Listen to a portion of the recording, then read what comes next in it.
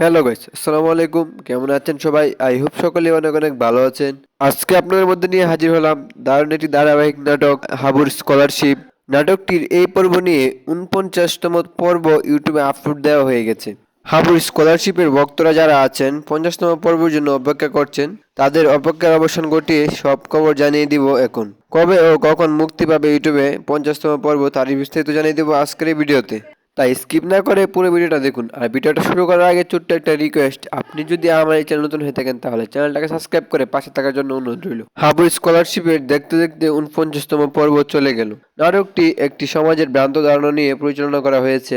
হাবুর স্কলারশিপে নাটকটিতে অভিনয় করেন রাশেদ সীমান্ত ও অহনা রহমান এবং নাটকটি পরিচালনা করেন আল হাজেন।